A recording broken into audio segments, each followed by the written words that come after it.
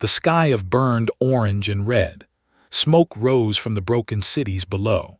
Ships fell from the clouds like dying birds, crashing into mountains and rivers. The war was over. Humanity had won. Sargent stood alone on a hill of black stone. His armor was cracked. His rifle was empty. His body was tired in ways that sleep could not fix. He looked at the destruction around him and felt nothing.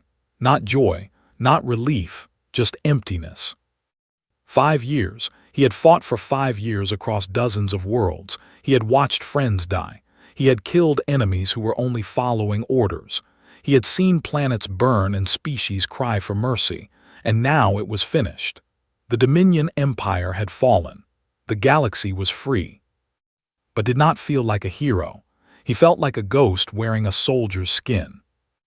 Around him, other soldiers celebrated. They fired their weapons into the air. They hugged each other and cried. They called their families on communication devices and told them they were coming home, watched them and wondered why he could not feel what they felt. Maybe the war had taken something from him, something important, something he might never get back. A transport ship landed nearby. The doors opened and Captain stepped out.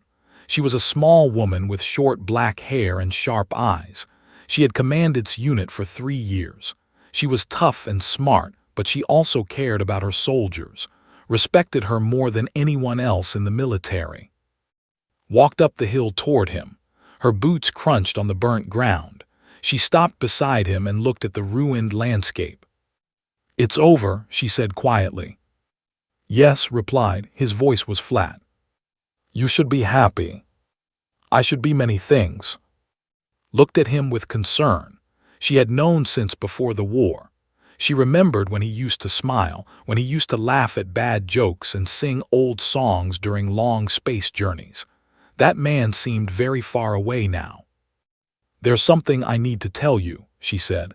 "Something happened during the liberation process." Turned to look at her. "What kind of something?" "You know how the allied species are giving compensation to human soldiers?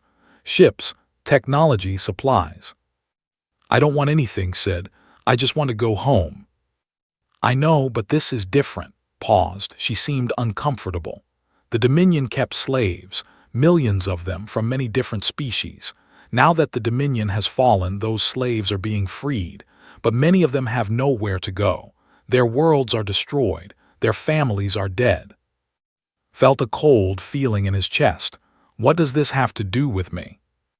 "One of them asked for you specifically. A female. She requested to be placed under your protection." Why?" "She saw you during the Battle of Station. Do you remember, when those Dominion soldiers surrendered?" Remembered. Other soldiers had wanted to kill the prisoners. They said the Dominion deserved no mercy, but had stopped them. He had protected the prisoners and made sure they were treated according to military law.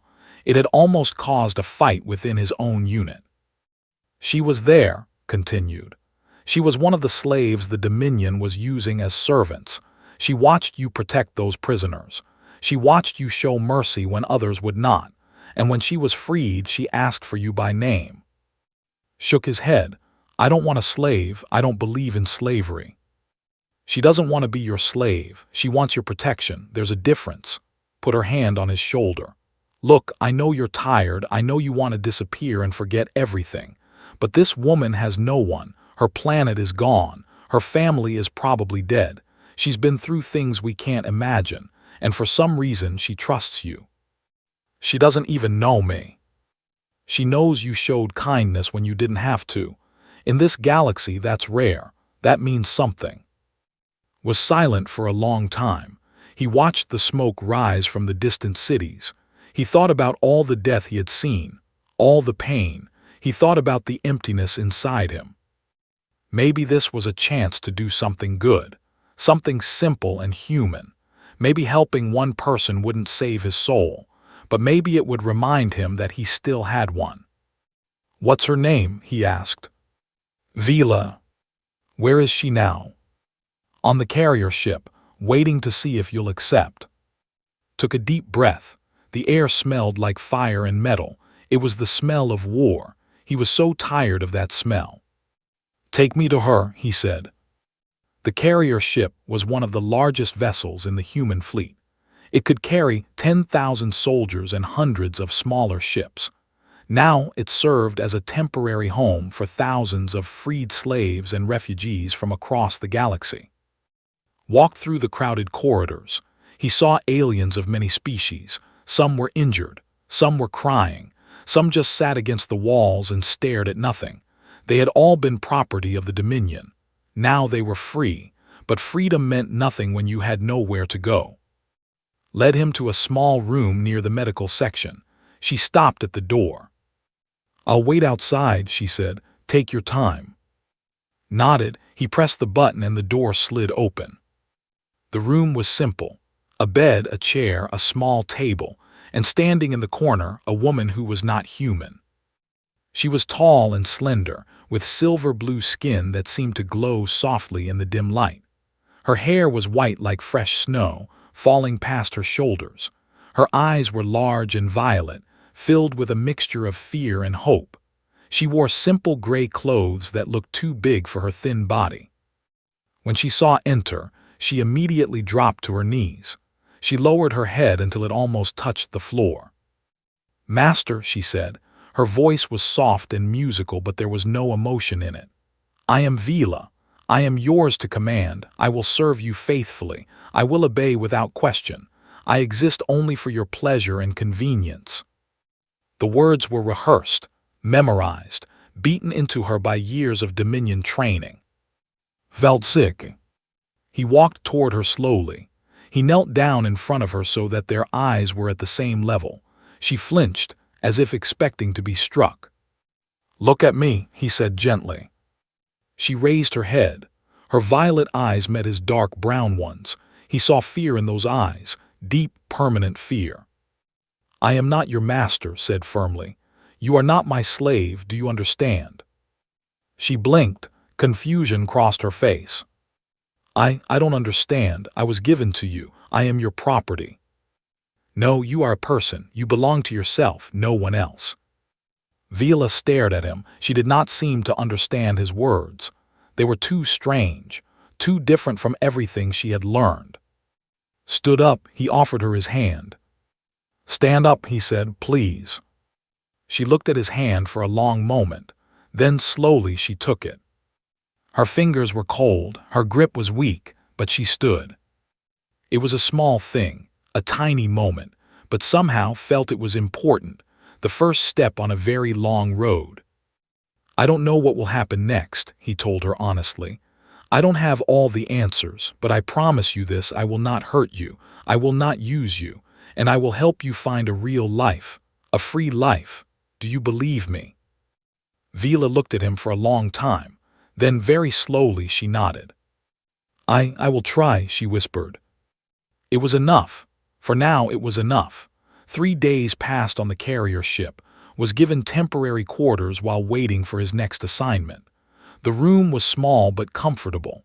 It had a bed, a desk, and a window that showed the endless stars of space. Vila came with him. She did not understand his words about freedom. She did not understand that she was no longer property. The Dominion had trained her for 3 years, 3 years of pain and fear, 3 years of learning that obedience meant survival and disobedience meant suffering. Those lessons were burned deep into her mind. They could not be erased with a few kind sentences. So she continued to act as she had been trained. Every morning woke up to find his quarters perfectly clean. His clothes were folded. His boots were polished. His breakfast was prepared and waiting on the small table. And Vila was kneeling quietly in the corner, her head bowed, waiting for orders. It made uncomfortable. It made him sad. It made him angry at the Dominion for breaking such a beautiful soul. "You don't have to do this," he told her every day. "You don't have to clean for me. You don't have to cook for me. You don't have to kneel." But every day she did it anyway, because she did not know how to do anything else, because stopping felt dangerous, because in her mind, usefulness was the only protection against pain. Did not know how to help her. He was a soldier, not a healer. He knew how to fight and kill and survive. He did not know how to fix a broken person. He felt lost and frustrated. One afternoon, Captain came to visit him. She found him sitting at his desk, staring at nothing, while Vila silently organized his belongings in the corner. "You look terrible," said. "Thank you for noticing." Sat down across from him. She glanced at Vila, then looked back at, "How is she doing?"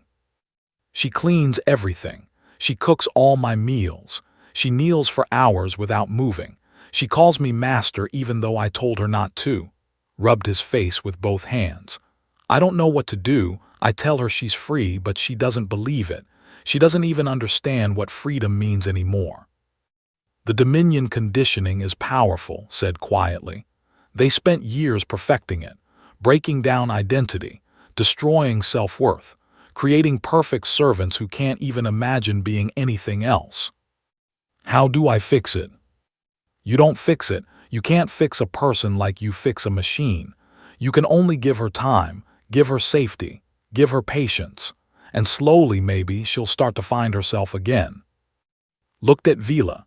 She was arranging his books on a shelf, her movements careful and precise. She was beautiful in a strange, otherworldly way, but there was no light in her eyes, no personality, no self, just the empty shell of someone who used to be alive. "What if she never recovers?" he asked. "Then you'll have to decide if you can live with that." That night couldn't sleep. He lay in his bed and stared at the ceiling. The ship hummed quietly around him. Stars drifted past the window. In the corner of the room, Vila sat on the floor. She never slept in the bed, even though had offered it to her. She said slaves did not deserve beds, so she sat on the hard floor, her back against the wall, her eyes half closed. Vila said softly. Her eyes opened immediately. "Yes, master." He ignored the word. He was too tired to correct her again. "Tell me about yourself, before the Dominion, before you became a slave. Who were you?" Silence, a long heavy silence. Wondered if she would answer at all. Maybe she couldn't remember. Maybe the memories were too painful. Maybe the Dominion had erased them completely. But then slowly she spoke. "I was a healer." Her voice was hesitant, like she was speaking a language she had almost forgotten. "On my world, I studied medicine, plants and herbs, natural cures. I wanted to help people who were sick or injured." "That sounds like good work." I was happy." She paused. The word seemed strange on her tongue. "I had a family, a mother, a father, a younger brother. We lived in a small village near the Crystal Falls. Every morning I would wake up early and gather herbs from the forest. Every evening I would study old medical texts by candlelight." "What happened?" Her face changed. The small light that had appeared in her eyes went dark again. "The Dominion came. They needed resources from our planet. Our leaders refused to give them. So the Dominion took what they wanted. They destroyed our cities, killed millions of our people. The survivors were collected, sorted. The strong ones went to labor camps. The beautiful ones became personal servants for Dominion officers." Her voice became flat and empty. "I was considered beautiful." Felt rage building inside him. Not at Vila, at the universe, at the cruelty that seemed to exist in every corner of every galaxy.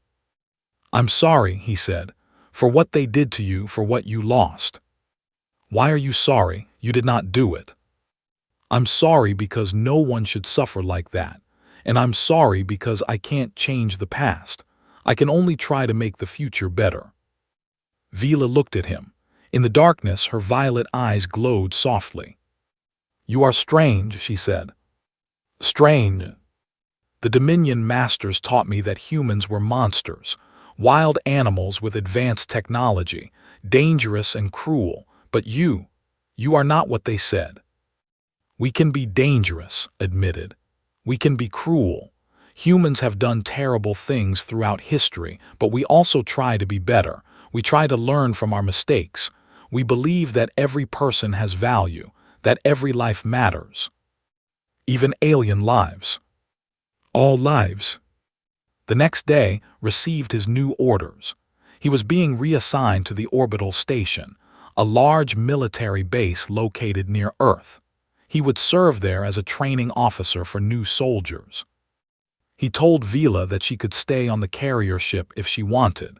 There were refugee programs that could help her, people who specialized in helping former slaves. But Vila shook her head. "I want to stay with you," she said quietly.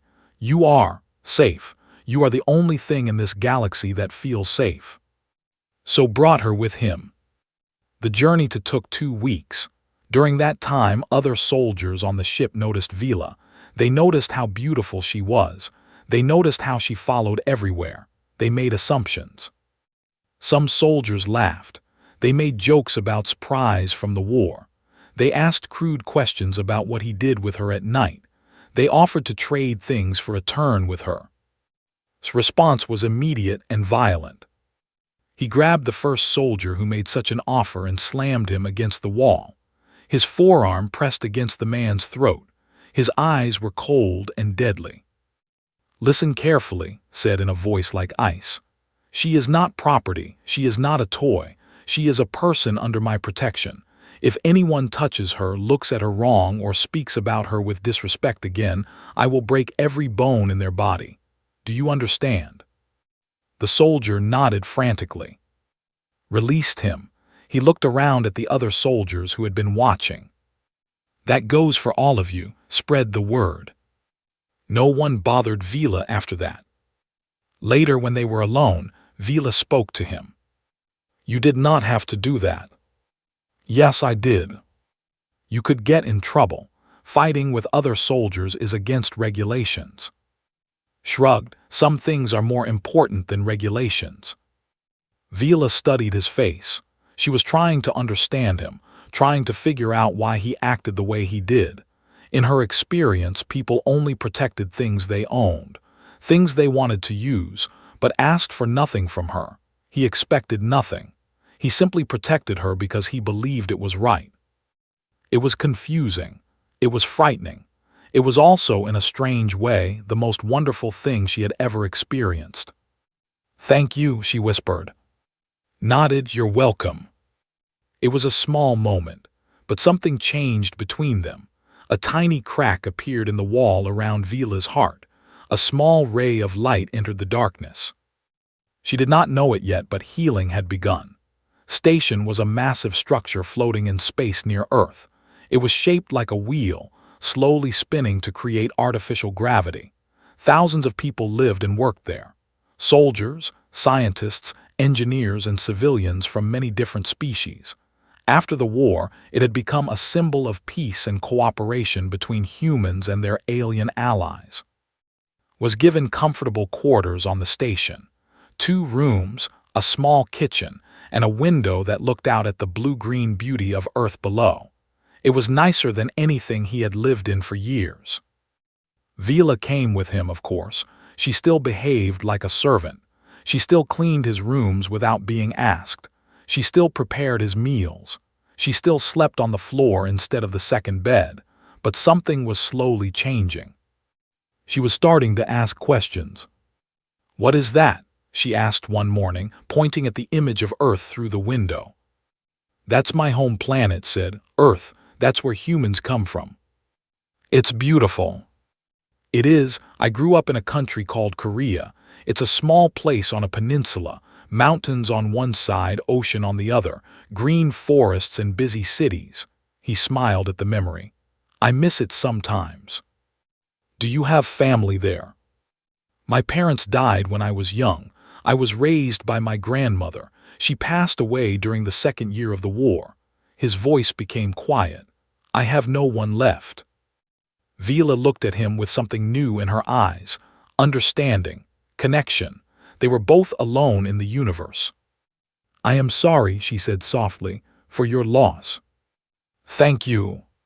That night decided to try something different. Instead of letting Vila cook for him, he cooked for her. He made a simple Korean dish that his grandmother used to prepare. Rice and vegetables and a spicy sauce. Nothing fancy, but warm and comforting. He placed 2 bowls on the table. He sat down and gestured for Vila to join him. She hesitated. I should wait until you are finished, then I can eat the leftovers. No, sit down, eat with me. But, please. Slowly, uncertainly, Vila sat across from him. She looked at the food like it might be a trap. This is called bibimbap, said. It was my grandmother's specialty. Try it. Vila picked up the eating utensils. Her hands were shaking slightly. She took a small bite. Then her eyes widened. It's good, she said with surprise. Very good. Smiled. It was a small victory, but it felt important.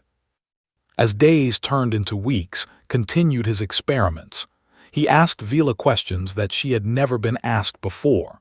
Simple questions, but revolutionary for someone who had been trained to have no identity. What color do you like best? Vila blinked. I don't know. Think about it. Look around the room. Look out the window. What color makes you feel happy? She thought for a long time. She looked at the stars, at Earth, at the walls and furniture. Finally, she spoke. Blue, like the oceans of your planet. Blue feels peaceful. Nodded. He went to the station's supply center and got her a blue blanket. When he gave it to her, she held it like it was made of gold. For me, she whispered. For you, because you like blue. She didn't sleep on the floor that night. She curled up on the second bed, wrapped in her blue blanket, and slept more peacefully than she had in years. Gave her a small and showed her how to use the station's digital library. At first, she was afraid to touch it. Technology had always been controlled by masters, never by slaves. You can read anything you want, told her. Stories, history, science, medicine, whatever interests you. Anything. Anything. She started slowly, reading simple children's books about earth animals and plants. But soon she moved to more complex subjects. She read about human history with all its wars and triumphs. She read about other alien species and their cultures. And eventually, she found books about her own destroyed. One night came home late from his training duties. The lights were dim. Vila was sitting by the window, in her lap, tears streaming silently down her silver-blue cheeks.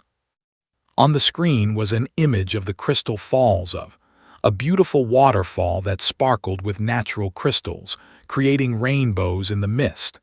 Vila had mentioned it once, the place near her childhood village. The place that no longer existed. Didn't say anything. He walked over and sat down beside her, not too close, not too far, just present. Vila wiped her eyes, embarrassed. I'm sorry, I shouldn't cry, I should be stronger. Crying isn't weakness, said quietly. It's proof that you still feel, that you're still alive inside. The Dominion taught us that crying was punishable, that emotions were signs of defect. The Dominion was wrong about many things. They sat in silence for a while, looking at the image of the Crystal Falls. Then Vila spoke again. I had a younger brother. He was only 14 when the Dominion came. We were separated during the collection process. I never saw him again. Her voice cracked. I don't know if he's alive or dead. I don't know if he suffered. I don't know anything. I'm sorry. Everyone I loved is gone. Everything I knew is destroyed. Sometimes I wonder why I'm still alive. What purpose does my existence serve? Thought about how to answer. He knew this feeling, the emptiness, the questioning. He had felt it himself many times during the war. Maybe there doesn't have to be a purpose right now, he said finally. Maybe it's enough just to exist, to breathe, to feel, to slowly remember who you were before everything went wrong. Vila looked at him. In the starlight, her violet eyes seemed to glow. What if I can't remember? What if the person I was is gone forever? Then you'll become someone new, someone you choose to be, not what the Dominion made you, not what anyone else expects, just you. Vila was quiet for a long time. Then she did something unexpected. She leaned her head against his shoulder, just slightly, just for a moment. Thank you, she whispered, for sitting with me, for not trying to fix me with empty words. You don't need fixing, you need time. How much time? As much as you need. From that night on, something changed in their relationship. Vila still served him in many ways. Old habits were hard to break, but she also started doing things for herself. She chose her own clothes instead of wearing the gray uniform she had arrived in. She started going for walks around the station without asking permission. She began speaking to other people, carefully, nervously, but voluntarily. She was learning to be free. And watching her progress began to feel something he hadn't felt in years, a sense of purpose, a reason to keep going. The emptiness inside him was still there, but it was slowly filling with something warm and unexpected. Hope.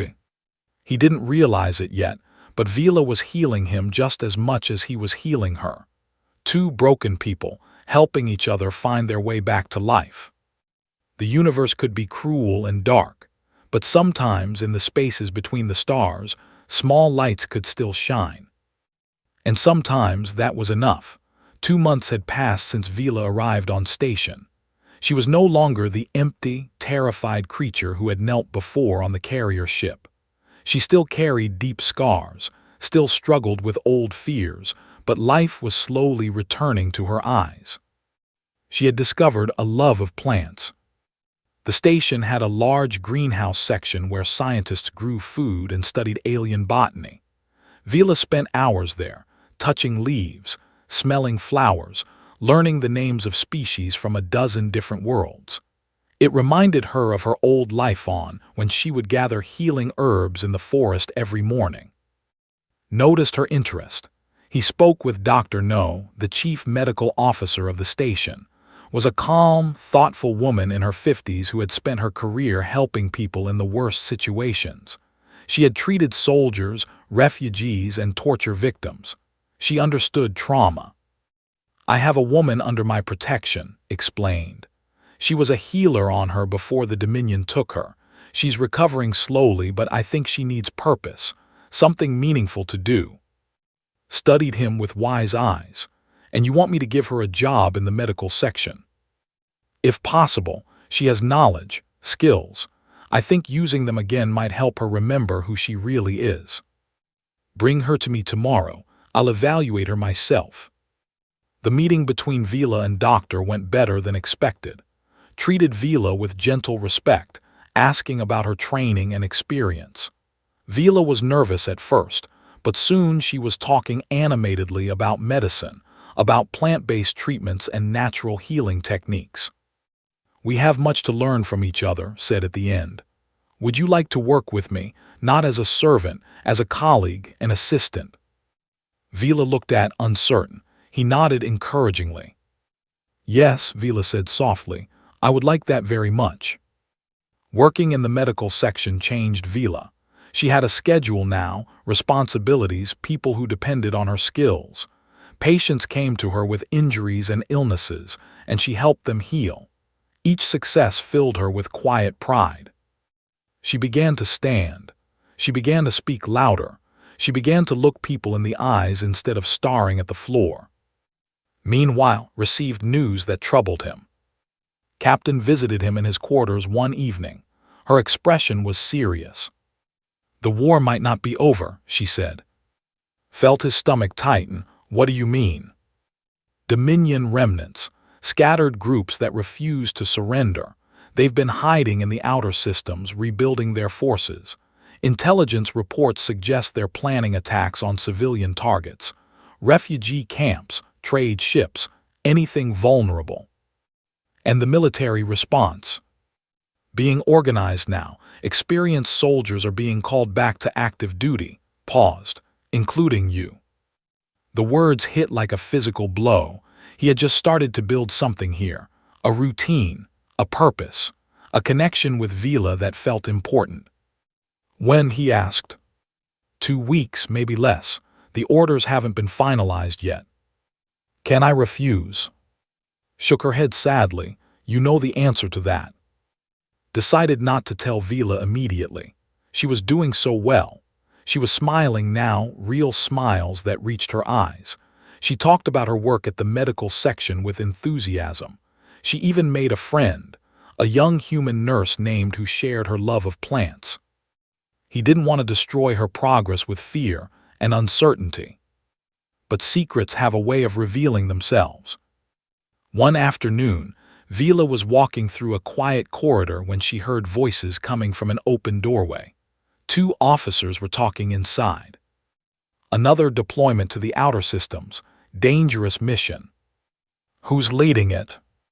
Captain's team, including that sergeant who's been training the new recruits. Something. Vila froze. Her heart stopped beating for a moment. Tough assignment. Dominion remnants don't play nice. Lots of casualties expected.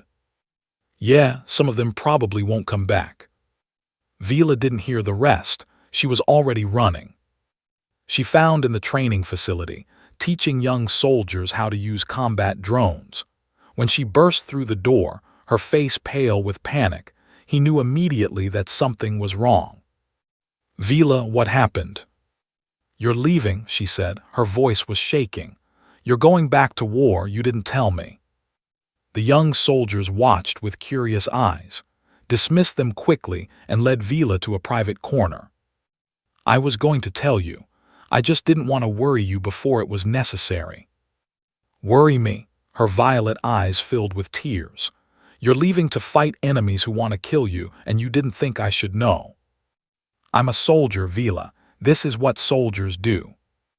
But the war is over. The war is never truly over. There are always new battles, new threats. Vila grabbed his arm. Her grip was surprisingly strong. What happens if you die? What happens to me? Was silent. He hadn't thought that far. He hadn't allowed himself to think about it. You'll be okay, he said finally. You have doctor, you have a life here now. You don't need me anymore.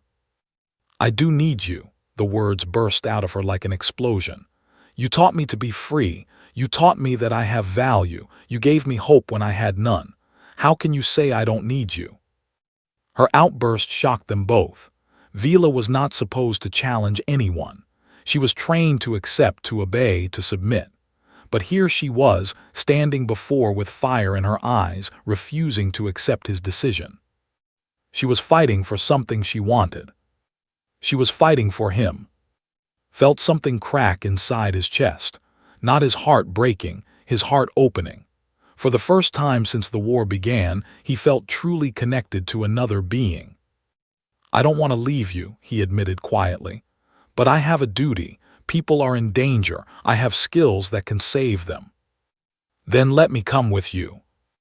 Absolutely not, it's too dangerous. I was a slave for 3 years. I know danger. I survived things you can't imagine.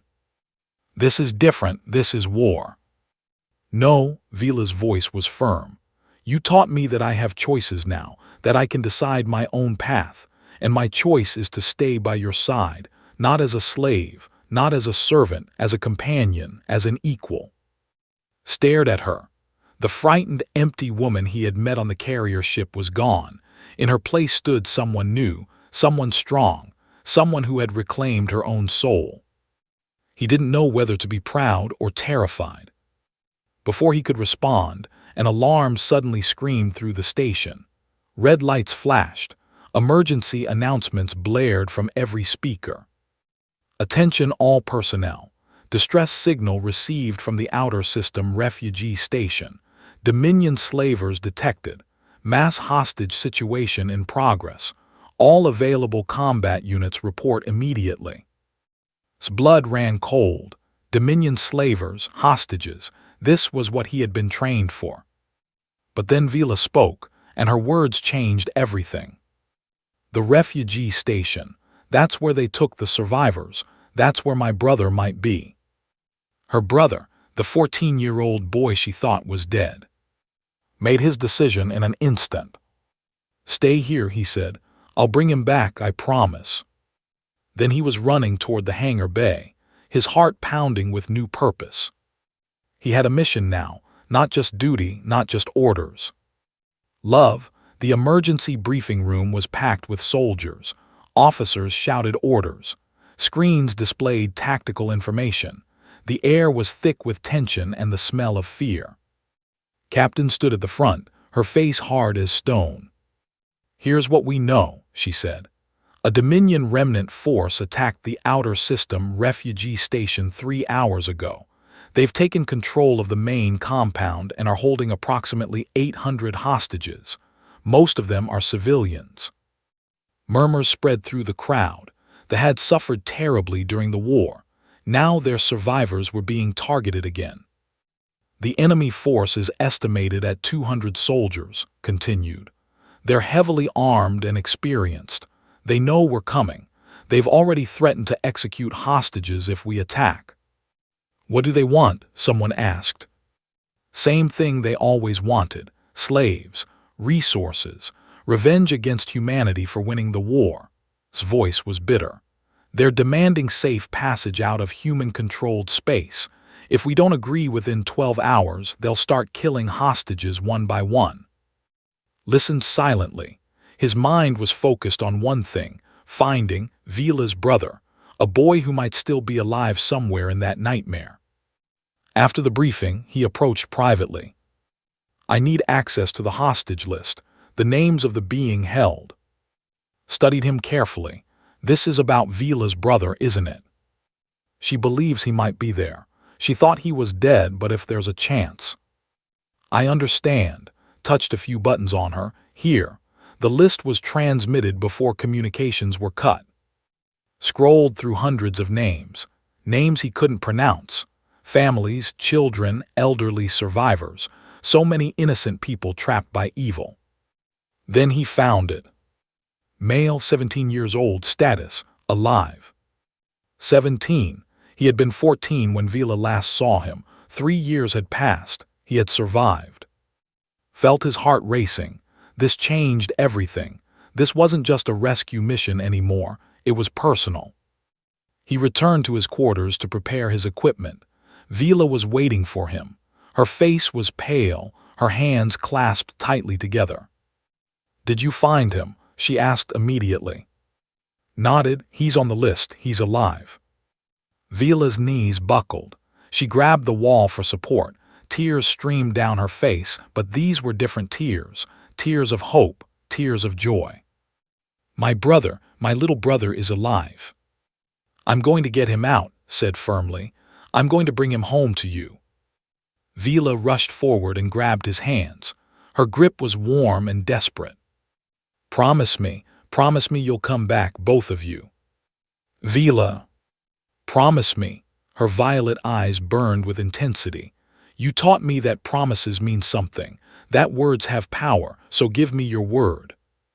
Looked into her eyes. He saw fear there, yes, but also strength, also trust, also something deeper that neither of them had spoken aloud yet. "I promise," he said. "I'll bring him back and I'll return to you." Vila released his hands. She stepped back, trying to compose herself. "I want to give you something," she said. She reached into her pocket and pulled out a small object. It was a crystal, pale blue and gently glowing. "This is memory stone. We give them to people we care about. It carries warmth and light. If you're ever in darkness, it will remind you of home." Took the crystal carefully. It was warm against his palm, pulsing with soft energy. "Thank you," he said. "I'll keep it with me." The transport ship launched an hour later. Sat among 30 other soldiers, all veterans of the Galactic War. They were quiet and focused, checking weapons and reviewing mission plans. None of them were strangers to violence. None of them were afraid of death. But felt different this time.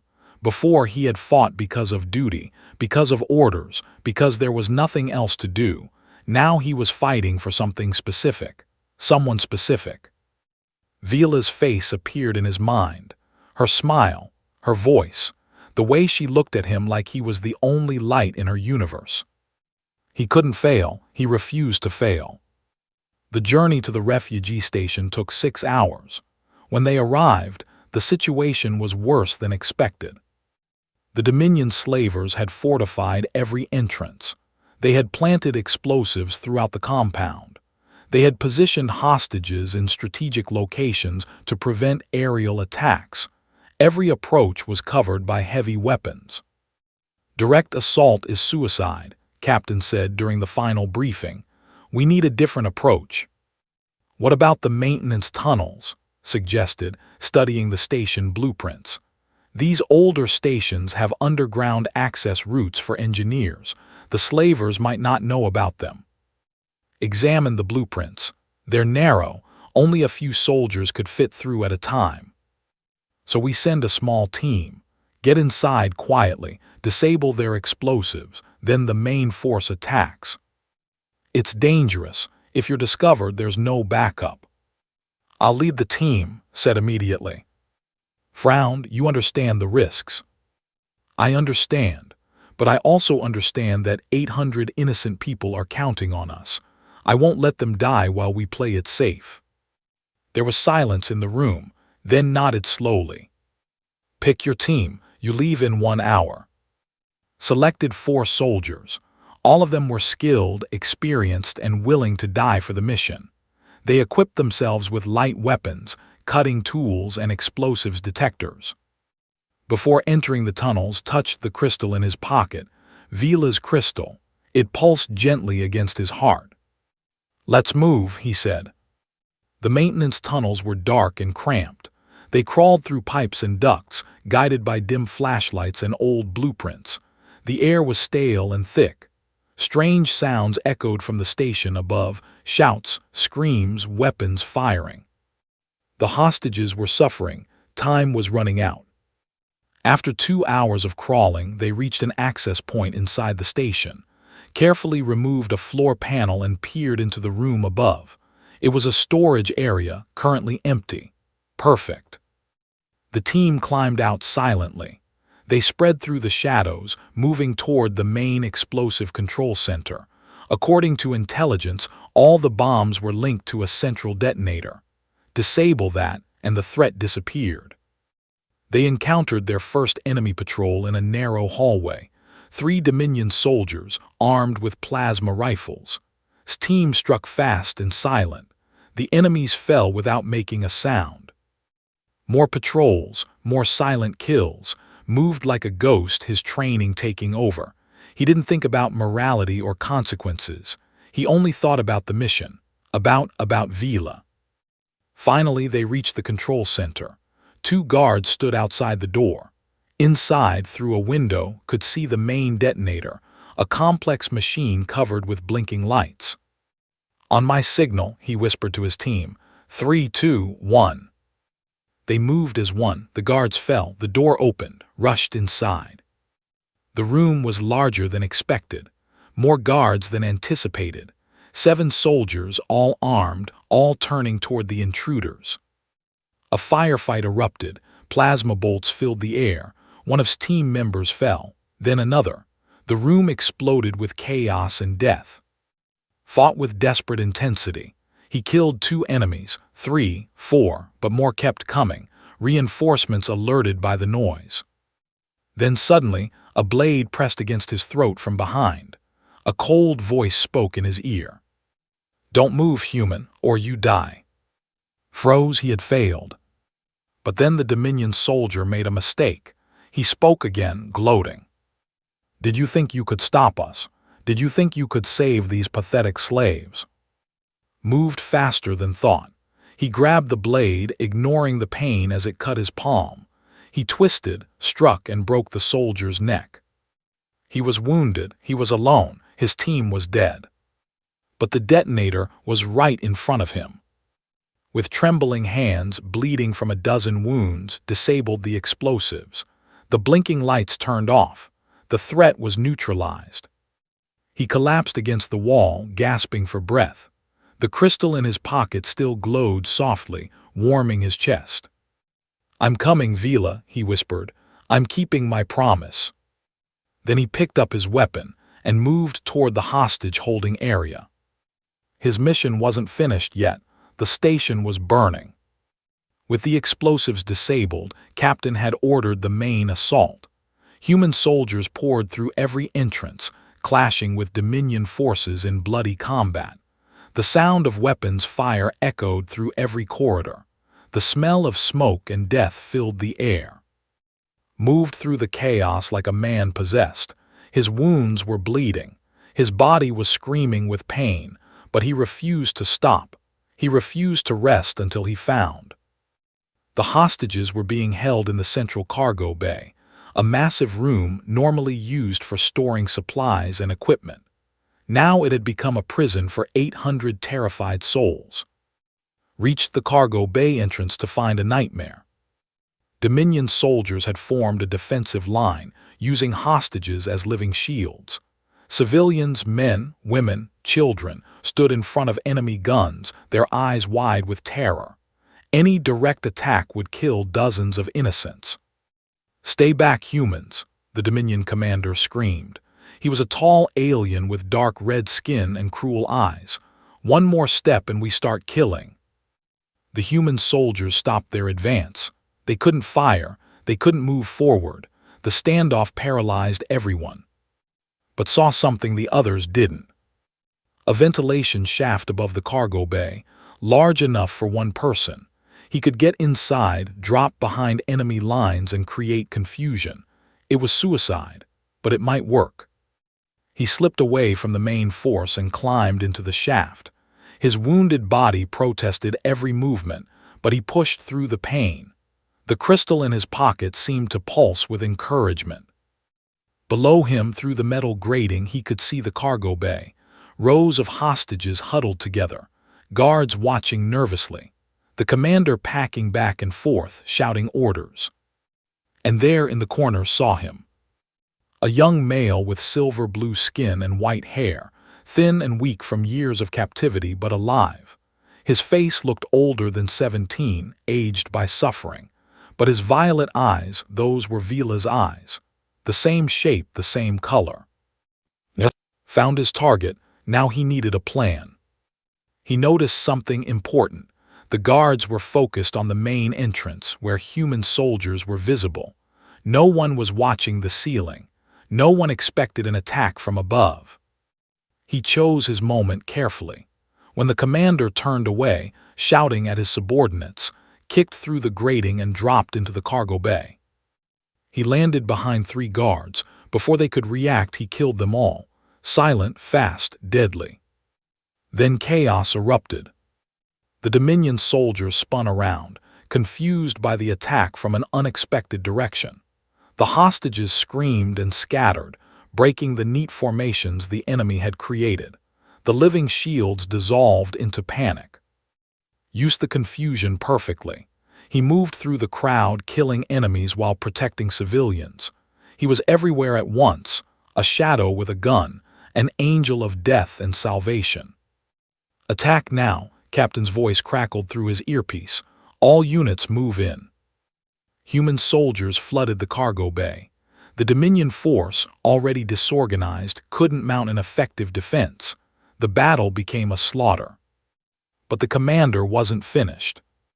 He grabbed the nearest hostage, a young boy, and pressed a blade against his throat. "Stop," he screamed. "Stop or I kill this one."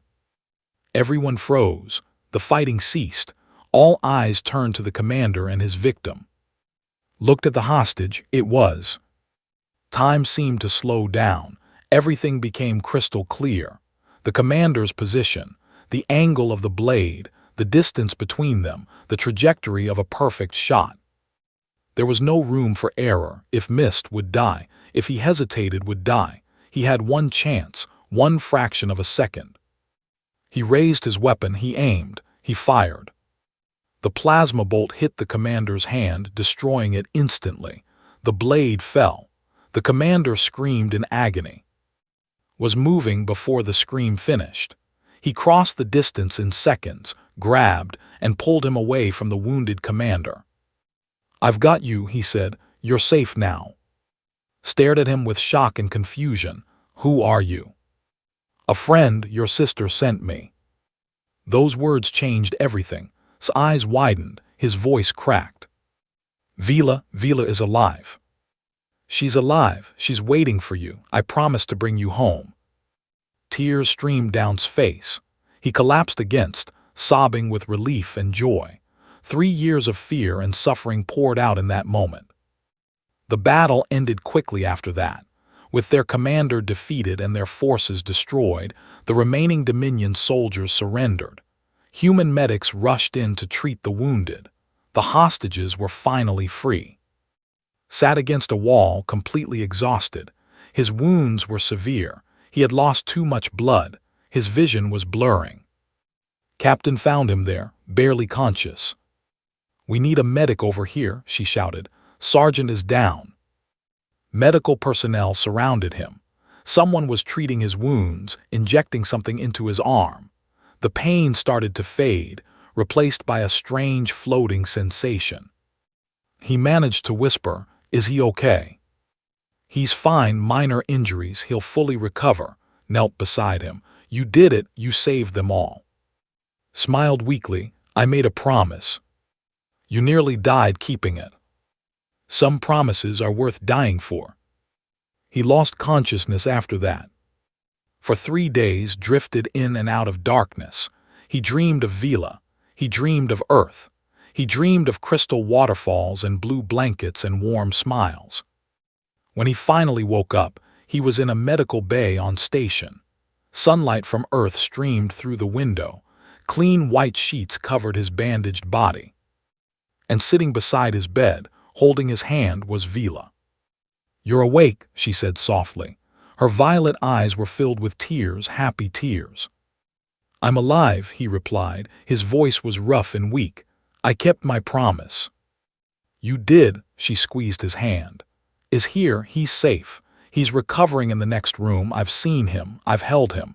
My little brother is alive because of you." Felt a warm glow in his chest. Not pain, something else, something better. "I'm glad," he said simply. Vila leaned closer. She pressed her forehead against his, a gesture of deep intimacy among her people. "You are an incredible man. You fight like a warrior, but you love like a saint. I don't know how to thank you." "You don't need to thank me." "Then let me tell you something instead." She pulled back slightly, looking into his eyes. "While you were unconscious, I had time to think about us, about what we mean to each other, and I realized something important." "What's that?" "I'm not grateful to you, not anymore. Gratitude is what a slave feels toward a kind master. What I feel is different, bigger, deeper." She paused, gathering courage. "I love you not because you saved me, not because you protected me. I love you because of who you are, your strength, your kindness, your stubborn refusal to accept cruelty." Stared at her. He had never expected these words. He had never allowed himself to hope for them. "Vila." "You don't have to say it back. I know this is sudden. I know you need time." "I love you too." The words came out naturally, easily, like they had been waiting inside him for a long time. Vila's breath caught, her eyes widened. "You do." "I've loved you since the moment you first stood up. Since the moment you took my hand and chose to trust me. You are the most beautiful, most brave, most incredible person I have ever known, and I love you more than I can express." Vila laughed, a sound of pure joy. She kissed him gently, carefully, mindful of his injuries. "We have a lot of healing to do," she whispered, "both of us. We can heal together." "Yes," she agreed, "together." Outside the window, Earth turned slowly beneath the stars, a blue-green jewel in the darkness, a symbol of hope and new beginnings. For the first time in years, felt truly at peace. 6 months passed. The galaxy slowly healed from the wounds of war. The Dominion remnants were defeated one by one. Peace treaties were signed between dozens of species. Trade routes reopened. Refugees found new homes. Life began again. On station, recovered fully from his injuries. The scars on his body would never completely fade, but they no longer hurt. They were reminders of what he had survived, what he had fought for, what he had won. Vila continued her work at the medical section. Doctor promoted her to full assistant healer, recognizing her skills and dedication. Medicine was now being integrated into human treatments, saving lives that would otherwise have been lost. Vila had found her purpose again. Recovered as well, though his healing was slower. 3 years as a Dominion slave had damaged him deeply, but with Vila's love and guidance, he gradually found his way back to life. He started attending classes at the station's education center. He made friends with human and alien teenagers. He learned to smile again. The three of them became a family. Not by blood, but by choice. They ate meals together. They celebrated holidays together. They shared stories and dreams and hopes for the future, taught how to play Korean board games. Vila taught them both about customs and beliefs. They built something beautiful out of their broken pieces. One evening, received an unexpected message. It was from the Galactic Reconstruction Committee, a group formed by multiple species to help rebuild worlds destroyed during the war. They had a proposal for him. "We're launching the Reconstruction Project," the message explained. "That was devastated, but it can be restored. We need people to lead this effort, people who understand both human technology and culture, people who have proven their commitment to healing rather than destruction. We would like to offer you a position as project coordinator." Read the message 3 times to make sure he understood it correctly. They wanted him to help rebuild Vila's world. He showed the message to Vila that night. She read it in silence, her hands trembling slightly. When she finished, tears rolled down her silver-blue cheeks. She whispered, "They want to restore. They want us to help restore it," corrected. "All of us, if we accept." Vila looked at him with wonder in her violet eyes. "You would do this? Leave your position here. Leave Earth." "I don't have strong ties to Earth anymore. My grandmother is gone. The military has given me medals and titles, but they feel empty. The only thing that matters to me now is right here in this room. You, our family." But it would be years of work. Decades maybe, was almost completely destroyed. Then it will take decades. We'll plant trees that our will sit under. We'll build cities that future generations will live in. We'll create something that will last forever. He took her hands in his. "Isn't that worth doing?" Vila couldn't speak. She simply nodded, overwhelmed by emotion. They told the next morning. His reaction was immediate and enthusiastic. We can go back to we can help rebuild it." "If you want to come with us," said. Threw his arms around both of them. "Of course I want to come. This is amazing. This is the best news ever." 3 weeks later, they boarded a transport ship bound for the system. The vessel was large, carrying hundreds of workers, scientists, and volunteers from many different species. Humans, and others, all united by the goal of healing what war had broken. The journey would take several weeks, and Vila spent most of that time standing by the observation window, watching stars drift past like floating diamonds. One night, Vila took his hand without speaking. They stood together in comfortable silence, watching the universe go by. "I never thought I would see this day," Vila said finally. "When the Dominion destroyed our world, I believed everything was over. Our culture, our history, our future, all turned to ash. I thought I would die a slave, forgotten and meaningless. And now—" She turned to face him. In the starlight, her silver-blue skin seemed to glow softly. "Now I am going home, not as a slave but as a free woman, not alone but with people who love me, not to ruins but to a world that will be reborn." She smiled, the most beautiful smile had ever seen. "You gave me this future, you and the strange, stubborn species called humanity. We can be difficult sometimes. Yes, you are loud, you are reckless. You have wars and conflicts among yourselves that seem foolish to outsiders." She laughed softly. "But you also have something powerful, something rare in this galaxy." "What's that?" "Hope. No matter how dark things become, you refuse to give up. You believe that tomorrow can be better than today. You fight not just against enemies but against despair itself. You carry light into the darkest places. Thought about her words. He thought about the war, about the suffering, about all the friends he had lost. He thought about the emptiness he had felt standing on that burned hillside wondering if he had any soul left at all.